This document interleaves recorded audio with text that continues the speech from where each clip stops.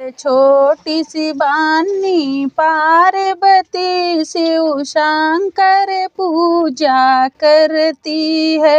एक छोटी सी बानी पार्वती भोले जी का पूजा करती है। रोज वो बाग में जाती है, जब फूल तोड़ के लाती है, उन फूलों का वो हार बनाती, भोले के गले पहनाती है। उन फूलों का वो हार बना भोले के गले पहना